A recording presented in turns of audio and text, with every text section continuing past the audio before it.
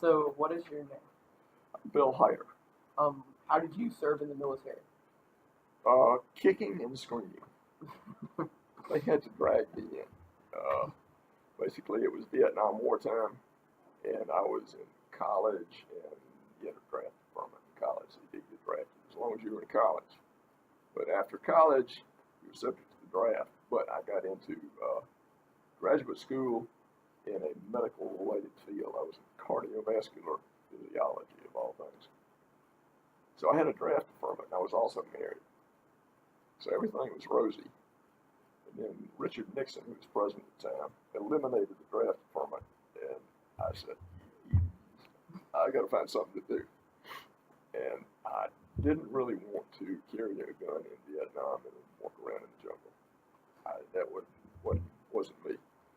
It was kind of interrupting my life, and so I went looking rapidly for someplace to go that I could be okay. And I tried the Navy. I had tried the Navy before, and they had actually accepted me to Officer Candidate School. But I reapplied. I turned it down. When I got into graduate school, I turned it down. And I reapplied, and they said, guess what? We remember you. You didn't want us, so now we don't want you. Now what am I going to do? So we were in Birmingham, and there wasn't any Coast Guard in Birmingham, so I ran downtown. There was an Air Force recruiting station, and they had me they had me take a test, and I didn't really notice at the top of the test, but at the top of the test it said application for pilot. And first question was, are you applying as a pilot because you're aware that the Air Force is not accepting any other applications? And I said, no, I've come to think of it, I think I've always wanted to be a pilot.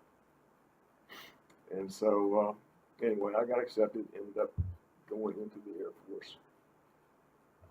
3 months in a very unpleasant place called San Antonio, actually Medina base, where they converted you from a civilian into an Air Force officer in 3 months. You don't want to do that if you can avoid it. But then after that, it was on to pilot training, which took place in Enid, Oklahoma. And I started out thinking, let's kind of go along with the program for a while. I've got my little brown bars of a second lieutenant now. And after a while, I will let them know that this is really not for me. Why don't you make me a weatherman or radar operator or whatever else you got. And but the Air Force was in a hurry. Am I answering too many questions? No, it's fine. Okay. The Air Force was in a hurry, and I thought, okay, it's going to be like a month of ground school before they let you near an airplane. And the base commander got up and said to us the very first day, I got to apologize to you. It's been snowing a lot, and we're way behind on getting people in airplanes. And I'm saying, this is sounding good to me. And he said, so apologies. We had planned to have you flying this afternoon, but it looks like it's going to be tomorrow morning. What? Wait a minute. Slow down. And tomorrow morning we were out there with these T-41s, which is a little Cessna, high-wing Cessna prop plane. That's what it is. Same thing you see at the airport. And so I did that, and lo and behold, they had you sold out within a week. And so you're flying those around. And then they start giving you little presents to take home at night. Like, here comes this helmet with an oxygen mask, and I'm saying, that's kind of neat. And they gave you a flight suit, and all these neat little patches to sew on your flight suit. So we sewed on some little patches, or my wife did. And before you know it, it's time to leave the T-41s, which were at a civilian airfield, and go to the Real Vance Air Force Base, which is a huge flying base. At the time, it was the third busiest airfield in the world. So a lot of airplanes flying around, going back and forth, and you don't want to mess up at a place like that. But anyway, we start looking around at this little, it was also a Cessna, but it was a little actual twin jet. It almost looked like a toy airplane. It was real low to the ground. But first thing he noticed is it had ejection seats. And so, what's that for? They must be serious about this. So anyhow, let me stop there because you've got other questions you need to ask. I'm getting way ahead of you. So, did you feel that your training in the Air Force was very effective? Yeah, unfortunately, it was extremely effective, but it had to be. You know, I found it, quite frankly, so much better than any schooling I had before. And think about that. The reason is, this morning you're in school studying about aircraft systems and all that kind of good stuff. And this afternoon you're going to be out there flying that aircraft, maybe all by yourself. And what if something goes wrong?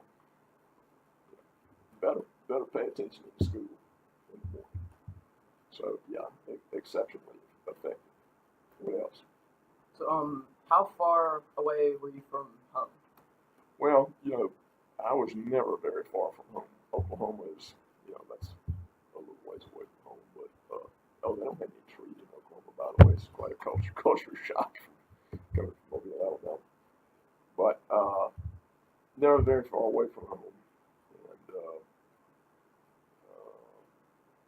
And let's go on to the next one. So, how did you keep in contact with your family from being in Oklahoma? Well, I'll move on down the line just a little bit. After flying in the T-37, which again is this little twin jet trainer, now you've been out in Oklahoma for about 4 months, and now they introduced you to the T-38, which, believe it or not, that was in 1970. Believe it or not, the T-38 is still the Air Force's #1 jet trainer today. It's a supersonic aircraft. At one time, it held whoever thought of this as a trainer aircraft just blows your mind, because it is a supersonic aircraft. It still has one of the fastest climb rates in the Air Force inventory. In 1960, it held the world time to climb record, which is a standing start on the ground to 39,000 feet in 90 seconds. So it was all the T-38s were painted white. It was called the White Rocket, and it was something else to fly. So I'm getting to your next question about how close to home. When we finished the year of training, it was time to have what the Air Force calls a block of aircraft come down. We started with about 85 kids in training and ended up with about 50 graduating. And you get your choice of planes depending on what your rank is in the class, academics and flying. And I was, like about 12th or something like that. And so fighter planes typically go first. That's what most of the guys want to take, the fighters.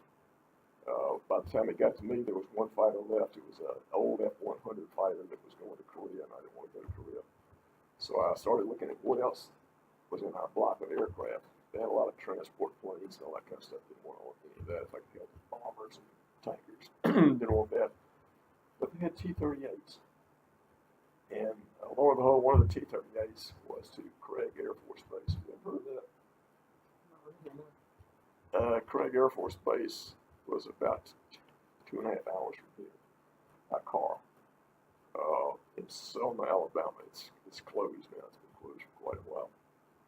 But anyway, that's where I got sent.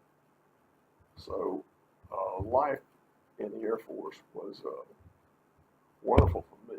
I can't recommend it necessarily for anybody and everybody because times change. But when I was in there, especially 2.5 hours from home, we got 30 days of paid vacation a year. But you didn't want to waste that coming home to Mobile, Alabama. You wanted to go somewhere really cool for that. And so they also had 2 weeks of Christmas time when the students all got to go home to whatever parts of the country they were from, and I was an instructor in the T-38. It's called a plowback. It's something that, they wouldn't have any other time, but they were losing a dozen pilots a week in Vietnam, unfortunately, either killed or captured. So it was a real bad time, and they needed pilots really, really badly. And so they allowed people who had just become Air Force pilots at their year training to go and train, in my case, at Tyndall Air Force Base, which after Hurricane Michael may not be there anymore, but down at Panama City. Train down there and then turn around and come back and become an instructor pilot after just barely a pilot. And they call us plowbacks. A lot of the pilots didn't care for us. But so anyway, at Christmas time, nothing for the IPs to do, really. There are no students around. So they say, okay, well, you can go anywhere within 300 miles of the base. You got to be able to come back within 24 hours if we need you. So you go home for Christmas. Kind of nice. What else you got? So what were your living conditions like? Really tough. It's the Air Force for me was not what you think of as military. I mean, think of military, think of people living out in tents in the woods and barely surviving and so on and so forth. I lived on base in a nice little house that the Air Force provided and paid for. I didn't have to pay insurance. I didn't have to pay medical insurance. I didn't have to pay for my house. My wife and my daughter are living there with me. You get up at 3 o'clock in the morning for early shift, and you report at 4 o'clock, and you fly until maybe 3 in the afternoon, and then you head off. If you happen to have a boat at home, go back and get the boat, hook it up, take it down to the Alabama River, and go skiing for the rest of the day. The reverse is you're on late shift. At late shift, you'll go in about 8:30 or something like that, and then you'll fly a couple of times during the day, and then maybe fly again at 8 o'clock at night. So late shift, you might be getting home at 11 o'clock. And then the other really tough lanes. So 5 days a week, you're going out doing whatever you want to do in the airplane, doing whippoorwills and loops out in the area, and just having a blast. And then any weekend you want to, you can take a student and go pretty much anywhere in the United States you want to train him on a navigation flight. So all that's pretty good. You want to hear about the bad stuff? Go ahead. Well, hear that bad stuff. Okay. One of the bad things is as an Air Force pilot, you're subject to both regular and no notice what they call check rides.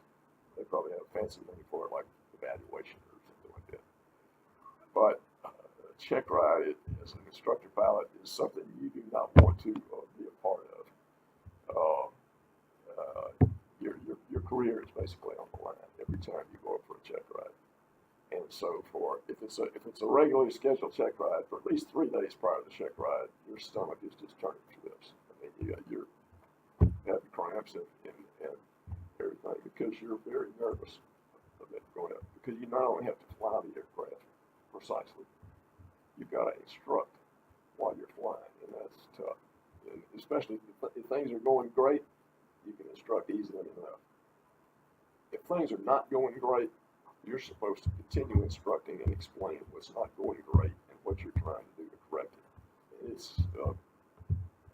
it's not something you want to do. Then they have the no-notice check rides. All of a sudden, you're sitting there doing your regular job, and some guy walks in and says, "Come on, we're going for a check ride." And the check ride's preceded by about an hour and a half of questions, one question after another. And so all the manuals and books, everything you got to memorize word for word. So it's a tough day when you have a check ride, but after you get past the check ride, you're okay. What you got? So, were you ever injured in combat? No, never was in combat. Yeah. Never was in combat. But there's another question down there that you've got. Can I jump to another question? I've seen your questions. They're great questions, by the way. Whoever put these together did a great job. Did you have any close calls when like tests He were wanted to. He was thinking ahead of me. That's exactly what I was going to. Close calls, yeah. I mean, you're flying a supersonic aircraft. You're training kids who basically never flown before to fly a supersonic aircraft. You are flying eventually in formation. I don't know if you guys have seen the Blue Angels or the Thunderbirds. Air Force demonstration team, the Navy demonstration team. If you haven't seen them, Pensacola, it's right there. Go to one of their practices someday. It'll blow your mind if you haven't seen it. But you're talking in training. We don't go as close to the ground as they do, but we're doing a lot of the same things they're doing. And so you're talking about 4 aircraft flying upwards of 600 knots, rolling into turns like this, and all pilots fly with their fingers when they're not flying. Rolling into turns like this that are going to come out head straight for the ground, and now I'm trying to pull up. You're pulling 5 or 6 or maybe more G's, which means a 200-pound guy weighs 1,500, 1,600 pounds all of a sudden. Only way you can do it is you've got your, I can't show you this on camera, but you've got your right hand planted on your right thigh to steady it. And you're flying the plane basically with your fingers like this, because if you pull, the airplane's going to go like that. So you're flying it with your fingers. The separation between the aircraft is supposed to be 3 feet. So, there's some close calls when you're doing that kind of thing. Just as an example, I had 5 friends after, and training is one thing. When you go out and train to be a combat pilot, that's a whole other ball game. When you do that, you are doing maneuvers that we never encountered in the training command. And I had 5 close friends, the only 5 that I really kept up with that went out after being instructors with me. They went out and got fighters. All 5 of them were involved in major aircraft accidents, and 2 of them survived, the other 3 didn't. So training to be a fighter pilot is, that's above and beyond. A lot of people don't know this, but in World War II, far more people were killed in aircraft training than they were in aircraft combat. So there's some close calls. In my case, one example was leading a flight of 4 aircraft. And this is not supposed to happen because you're supposed to have radar separation. I don't know what happened that day, but we were kind of in and out of clouds, and we came out of clouds, and there was another flight of 4 aircraft heading straight for us. And the closure rate is something like 1,500 miles an hour. So in our case, you've got about 3 seconds to do something if you're going to do something, but with you're leading 4 aircraft, and if you do anything jerky, it's going to really mess them up. So you essentially just kind of hold your breath and pass like that. You're not supposed to look like the Thunderbirds, but that day you did. That day you did. Thunderbirds don't do that with 4 aircraft on either side. They do it with 4 and then a solo. It's a lot easier to do. Other close calls, I don't know. You lose engines. Fortunately, we had 2 engines. The real dangerous thing in a T-38, and I guess a lot of other aircraft like that, is this sounds really strange, but is being aware that you've lost an engine when you lose one. If you lose an engine like in the final turn, which you don't want it to actually be your final turn, if you don't realize you've lost it, you may wonder, why is the airspeed decreasing? Why can't I keep up airspeed? What's going on? And pretty soon you're in a stall in the final turn, and that's kind of the end of you. The only way you're probably going to recognize that you've lost an engine is if you see the engine gauge roll back. And you're supposed to be looking outside. You're not supposed to be staring at these gauges. So anyway, you get some of that. Other close calls. One guy was crossing behind me one time in what's called a cross under. He's a solo student, and he you're trimming the aircraft. You have a little trim button on your control stick, and you're trimming the aircraft. And you typically wear out the thumb of your flight glove because you trim so much, and it's a rough little trim switch. And you're just constantly doing this. Well, and as solo student, you're sweating. People come back from rides, and you're just soaked from your head to your toe. I mean, you look like you've been in the shower. But he hit the trim switch, and there was a short, and it didn't electrocute him, but it shocked him, and he started doing this, and the other guys in the flight were kind of screaming and hollering and saying, well, look out, but I couldn't see him. He was right behind me, and he supposedly just barely missed me. Anyway. How's the time constraints going? Good so far. Okay. So, has your life changed since you joined the military? Well, yeah. I mean, they call us Vietnam era veterans, which is kind of nice. We're not veteran. I'm not a veteran of foreign war because I've never in war, and I was never stationed abroad. But they're kind enough to call us Vietnam era veterans, meaning that we went in because of the Vietnam War, which lasted 20 years, something like that. It's just crazy. But so by the time I served 6 years in the Air Force, I was not in a frame of mind to go back to cardiovascular physiology and try and pick that up again. And we had some family issues here in Mobile, and so we decided to come back to Mobile and find a job, which had a terrific drop in standard of living because all of a sudden nobody was paying for my house unless I paid for it. Nobody was paying for insurance unless I paid for it. And then I went to work for a trust department of a bank, and they didn't pay what the military paid in that damn time. So yeah, it was a big change in life. No. All right. How about any other questions that somebody might have? I don't know how much time you got. Oh, we've got, we have as much time as you have. I know that you two have to leave at 7:45, but there's still 15 minutes until then. So, from what y'all have other questions prompting from what he said? And he covered it all. Did I talk anyone into joining the Air Force and going flying? I want to fly. Do you? Not, You want to fly? You want to be a pilot? but not in the Military. Yeah. It's a lot easier than you might imagine. It really is.